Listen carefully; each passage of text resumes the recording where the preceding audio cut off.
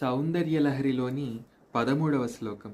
నరం వర్షీయాంసం నయన విరసం నర్మ సుజడం తవాపాంగాలోకే పతితమనుధావంతి శతసః గలద్వేణీబంధా కుచకలశ విస్త్రస్త సిచయా హఠాత్ తృట్యత్కాంచో విగళిత దుకూలా యువతయః.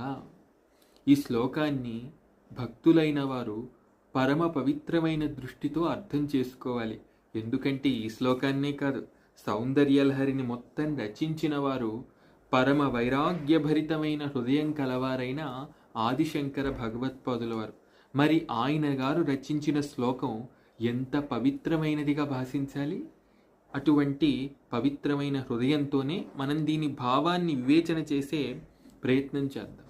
అమ్మా, నీ కృపాకటాక్షానికి నోచుకున్న భక్తుడు ఎంతటి వృద్ధుడైనా, ఏమాత్రం సరస చతురత కలగనివాడైనా, అటువంటి వాడి వెంట యువతులు తమ గ్రంథులు విడివడిపోతుండగా మైమరిచిపోయి వెంట పడతారు. అంటే ఈ శ్లోకంలో ప్రత్యేకంగా 2 విషయాలు యోగపరంగా ప్రస్తావించబడుతున్నాయి. పై భాషని కాసేపు పక్కన పెడదాం, లోని ఆంతర్యాన్ని గ్రహించే ప్రయత్నం చేద్దాం భక్తులమైన మనం.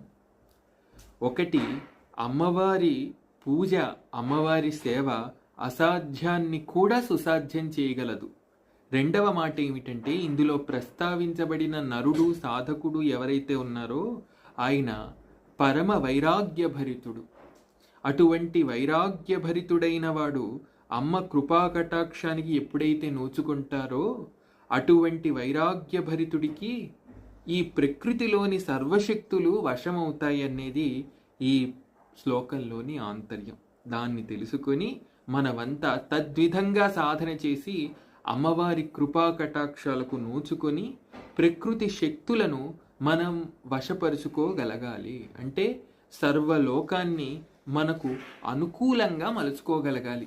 ఇప్పుడు ప్రతి నిత్యము మనకి లోకం అనుకూలంగా వర్తించగలిగితేనే మన జీవితం ముందుకు సాగుతుంది.